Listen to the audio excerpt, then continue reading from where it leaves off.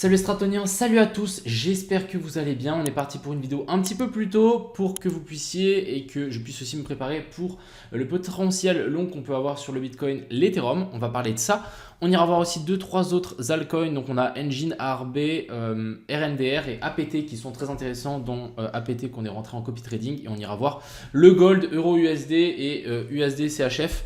Ou CHF USD, je ne sais plus dans quel ordre c'est, pour des petites choses assez intéressantes. Encore une fois, n'hésitez pas à peaufiner mes vidéos théorie pour vraiment comprendre ce que je dis. Mais voilà, on va continuer à analyser comme ceci. J'espère que ça vous plaira. On est tout de suite parti. Crypto, millions. Crypto, millions. Crypto, millions. Commençons directement ici par Twitter. Donc ici, j'avais dit qu'on était en attente de ma deuxième entrée. Finalement, j'ai décidé de ne pas prendre ce long et j'ai close mes positions sur le copy trading. Donc j'ai close le long que j'avais ici en positif et le deuxième, je l'ai enlevé. J'ai bien fait d'ailleurs. Du coup, j'ai dit mes positions sont enlevées et je patiente.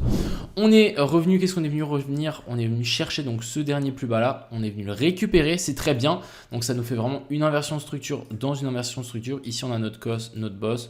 Cos et boss. Pour moi ici je vais considérer ça comme un cos étant donné qu'on a un joli boss avec une jolie pulsion derrière et personnellement je pense que ici c'est notre bottom pour le prochain pump qu'on va avoir. Pourquoi pas récupérer les highs qu'on a là ou pourquoi pas venir récupérer la moitié du range qu'on a ici. Du coup voilà, ça c'est un peu les scénarios qu'on a actuellement. Ce qui m'intéresse moi maintenant une fois qu'on a fait notre boss, donc breakout de la structure, je rappelle ici on est baissier. Et on attend vraiment un sommet plus haut qu'un dernier sommet. Et on l'a bien ici, dans une structure baissière, on a bien cette inversion de structure qui est très intéressante. Et c'est à ce moment-là qu'on va pouvoir essayer de rentrer en position acheteuse. Donc maintenant, ce que j'attends, pourquoi moi, c'est un retour dans cette zone de fair value gap. Vous voyez bien qu'ici, on a une petite zone de fair value gap en 1 heure. Elle est très intéressante. Pour moi, elle est vraiment très clean. Vraiment, en plus, c'est vraiment s'attendre à un retour sur le bas du range qu'il y a ici. Donc pour moi, ça ferait énormément de sens de tenter un long dans cette zone-là. Si on zoome un petit peu, on a une zone d'order block juste ici en dessous. Donc je pense qu'on peut peut-être toucher cette zone fair value gap, descendre encore un petit peu, récupérer ça avant de partir. Le trade parfait à mon avis, c'est clairement d'attendre une petite inversion de structure en plus petite time frame dans la zone de fair value gap. Mais en gros, je pense qu'il y a déjà une position à prendre, c'est celle-ci. Mettre son entrée juste à la frontière de la zone de fair value gap, stop loss ici en dessous et target. Donc je pense premier TP, je prendrai un premier TP je pense vers la zone ici. Et deuxième TP là-haut, donc ça nous fait un ratio 4, c'est un très bon trade. Ça c'est le genre de trade que je vais prendre sur mon compte propre firme et bien évidemment en compte perso et copy trading parce que je pense que c'est un excellent trade à prendre. Donc voilà, ça on peut avoir. Le mieux ce serait d'attendre une inversion de structure ici en plus petite time frame pour essayer de rétrécir son stop loss pour gagner beaucoup plus d'argent, pour avoir un plus gros R, tout simplement. Donc voilà, ça c'était pour le BTC. J'ai rien d'autre à dire, mais super mouvement qu'on a eu hier. Étant donné qu'on a vu cette petite inversion de structure qu'on a eu là et là, ce plus bas là normalement est protégé et c'est exactement ce qu'on est venu. On n'est pas venu récupérer ce plus bas là. Ça me semble plutôt logique. On va créer bien évidemment un equal low. Donc ici, on va créer une poche de liquidité, mais ça, on reviendra plus tard quand on viendra récupérer tout ça. Pour moi, ici, le bottom est vraiment clean et on va vraiment s'attendre à un rebond. Donc, je suis plutôt haussier jusque vers la zone des 30 400. Ensuite, l'Ethereum, on est sur quelque chose d'aussi assez intéressant. On est venu récupérer donc ce dernier plus bas. Donc c'est vrai que l'Ethereum est quand même un petit peu plus bearish. On vient chercher un nouveau plus bas. On n'a pas d'inversion de structure. Donc ça c'est un petit peu dommage. On a quand même des petites zones de fair value gap juste ici en dessous. Donc je me suis dit est-ce qu'on va vraiment pousser jusqu'ici en bas? On aurait pu. On a une grosse zone de fair value gap ici. Si on tire notre Fibo de là à là, on est sous la zone des 0,5. Donc c'est vrai qu'on est plus baissier et plus intéressant je trouve à rentrer sur l'Ethereum, mais le problème c'est qu'on n'a pas d'inversion de structure. Ce qu'il nous aurait fallu, c'est vraiment une clôture au-dessus de ça pour vraiment nous former. Donc ici notre cos et l'autre boss, ensuite redescendre et ensuite vouloir repartir. Malheureusement, on n'a pas ça, mais je pense que c'est toujours viable. Si le Bitcoin pump, on a à mon avis aussi l'Ethereum qui va pump. Donc pourquoi pas attendre un petit retour donc sous la zone et sous les plus bas qu'on a laissé là. Vous voyez qu'on a laissé 2-3 à mon avis stop loss. Donc pourquoi pas faire une petite mèche et ensuite vouloir repartir. Et voire même descendre un petit peu plus bas. Tirer vraiment ce Fibo depuis ici à ici et essayer de long sous la zone des 0,5 de Fibo. Encore une fois, je pense qu'il faudra s'adapter en fonction du BTC. Je vais plutôt me focus sur le BTC, même si Ethereum, il y a quand même, ça donne envie de vouloir venir récupérer tous les stop loss qu'on a laissés là. Donc patience, mais plutôt essayer de se focus sur le BTC. Continuons, on a le engine, super intéressant, super pattern aussi. Donc on est vraiment en train de latéraliser, on est venu récupérer donc ces derniers plus bas là. C'est quelque chose de super propre. Et ici, qu'est-ce qu'on est venu faire? On est venu refaire la même chose. On est venu rechercher ces plus bas. Donc, je vous analyse ça en mieux. Donc, en gros, je vais juste enlever ça comme ça. Vous allez, ça ne va pas vous déranger.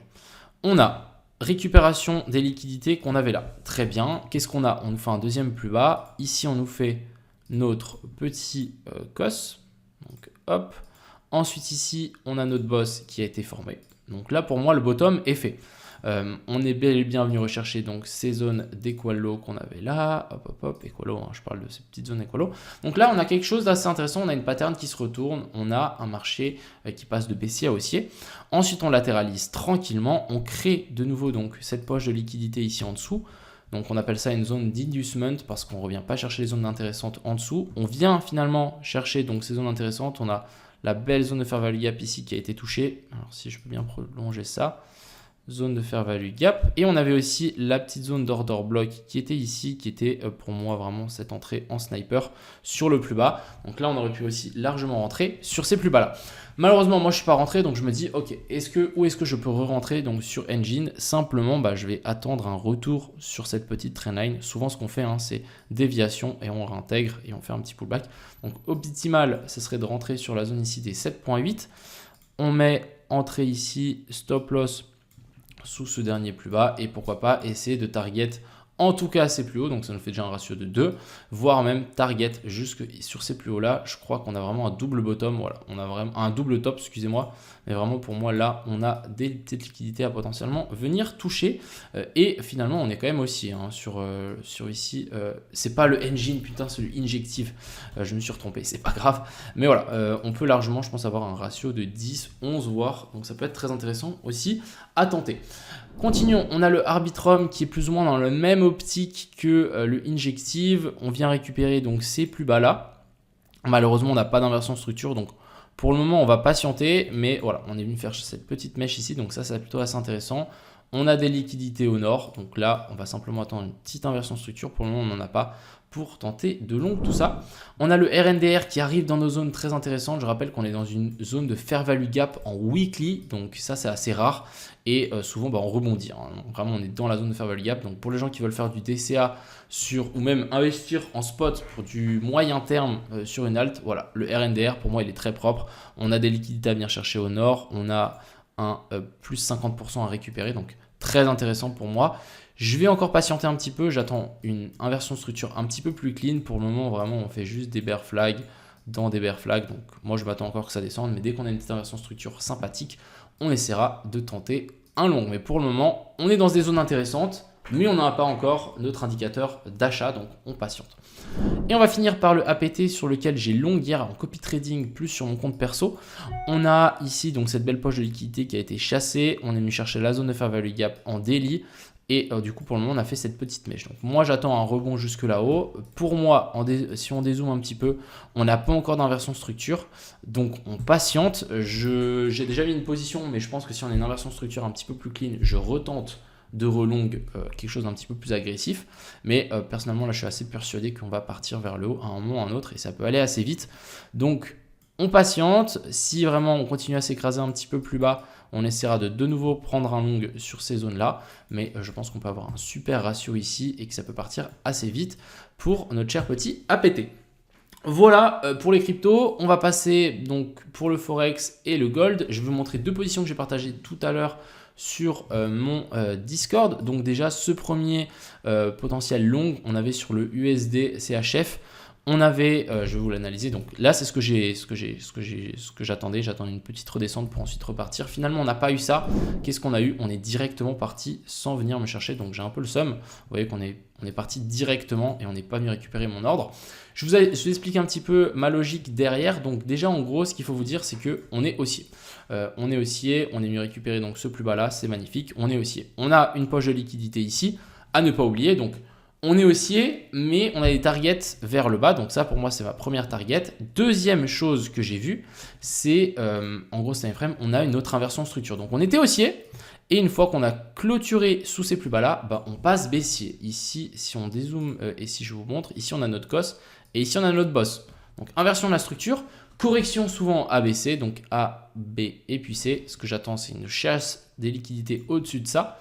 Et ensuite s'inverser, et là on pourra venir récupérer toutes les liquidités qu'on a là, et ensuite là. Donc le plan, c'est de faire un pump jusqu'ici en haut, et ensuite de dump jusque là. Voilà un petit peu le plan qui se cache derrière ça, et je me suis dit, ok, assez intéressant, on va zoomer, et je vais voir ce qui se passe sur ce plus bas qu'on a eu là. On est venu récupérer 2-3 liquidités là, je me suis dit, on a une petite poche de liquidité, assez intéressant, pourquoi pas tenter un petit long. Donc j'ai voulu long juste... donc dans la zone de fair value gap juste au-dessus. Malheureusement, on n'est pas venu rechercher cette zone de fair value gap. On est reparti bien avant. Donc j'ai enlevé mon ordre. Je me suis dit tant pis, mais on aurait eu quelque chose de très intéressant ici à potentiellement tester. On va juste quand même checker jusqu'où on est descendu. Ouais, on est descendu genre pile poil sur la zone 0,68. Ok. Intéressant, bon trade je pense, mais malheureusement on n'est pas dedans. Maintenant on va parler de du coup euro USD. J'ai repartagé aussi le trade sur le Discord. J'avais fait ça, du coup potentiellement un rebond pour venir nous prendre notre entrée et ensuite target ces derniers plus bas. Je vous explique maintenant ma logique.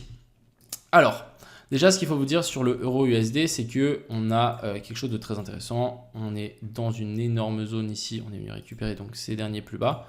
Donc ici pour moi ça c'est un vrai bottom qui s'est formé. On est venu faire une clôture au-dessus de ça. Donc là en fait on a notre boss qui est bien validé. Donc une fois qu'on a un boss, ce qu'on attend c'est un potentiel retour dans les zones OTE, dans des zones d'order block pour potentiellement prendre un long ou zone de fair value gap. Donc je me suis dit ok, on n'est pas venu chercher donc notre zone d'OTE ici. Hein. Donc pour moi je me suis dit ok, il y a peut-être un autre monde qu'on vienne chercher tout ça. J'ai zoomé encore un petit peu. Qu'est-ce que j'ai vu? J'ai vu ici joli petit... petite redescente, petit W des familles et on est venu récupérer les sommets qu'on avait là. Ensuite, j'ai rezoomé et qu'est-ce que j'ai vu ici? J'ai vu qu'on avait eu notre inversion de structure qui vient de se former. Donc là, on a eu notre boss en plus petit time frame, donc c'était en 1 minute. Et du coup, je me suis dit, ok, une fois qu'on a fait notre boss, on va sans doute faire un petit W des familles, chercher un petit peu plus haut. Là, on aurait pu rentrer du coup en short et ensuite, bien évidemment, target ces plus bas là. Donc quand je dis ce plus bas là, pour moi qui n'est pas du tout safe, ce plus bas là n'était pas du tout safe et venir s'écraser dans la zone OTE pour pouvoir essayer de repartir. Et à ce moment-là, on aura quelque chose de très intéressant.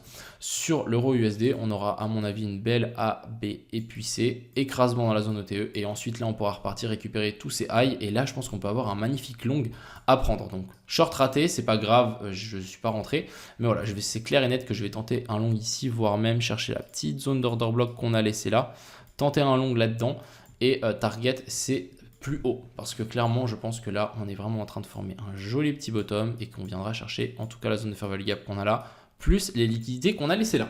Voilà un petit peu le plan. Le trade s'est plutôt bien passé à part que je ne suis pas rentré malheureusement. On va sans doute TP sans moi. C'est dommage mais c'est la vie.